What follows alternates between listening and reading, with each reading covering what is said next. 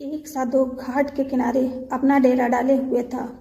वहाँ वह धुनी रमाकर दिन भर बैठा रहता और बीच बीच में ऊंची आवाज में चिल्लाता, जो चाहोगे सो पाओगे। उस रास्ते से जो गुजरने वाले लोग उसे पागल समझते थे। वे उसकी बात सुनकर अनसुना कर देते और जो सुनते वो उस पर हंसते थे। एक दिन एक बेरोजगार युवक उस रास्ते से गुजर रहा था।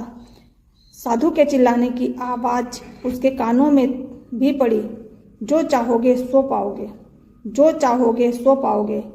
यह वाक्य सुनकर वह युवक साधु के पास आ गया और उससे पूछने लगा, बाबा बहुत देर से जो चाहोगे सो पाओगे चिल्ला रहे हो, क्या आप सच में मुझे वो दे सकते हो जो मैं पाना चाहता हूँ? साधु बोला, हाँ बेटा, लेकिन पहले तुम मुझे ये बताओ कि तुम पाना क्या चाहते हो?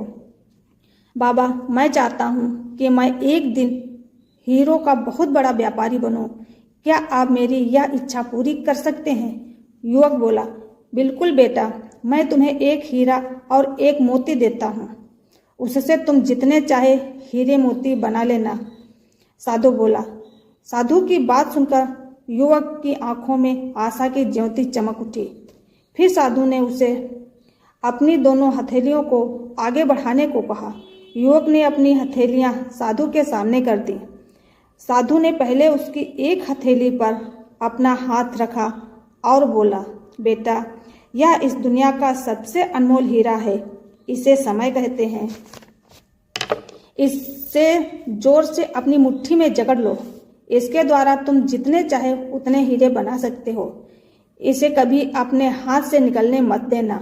फिर साधु ने अपना दूसरा हाथ युवक की दूसरी हथेली पर रखकर कहा, बेटा, ये दुनिया का सबसे कीमती मोती है। इसे धैर्य कहते हैं। जब किसी कार्य में समय लगाने के बाद भी वांछित परिणाम प्राप्त न हो तो इस धैर्य नामक मोती को धारण कर लेना। यदि यह मोती तुम्हारे पास है तो तुम दुनिया में जो चाहोगे वो हासिल कर सकते हो। ध्यान से साधु की बात सुनी और उन्हें धन्यवाद कर वहां से चल पड़ा। उसे सफलता प्राप्ति के 2 गुरुमंत्र मिल गए थे।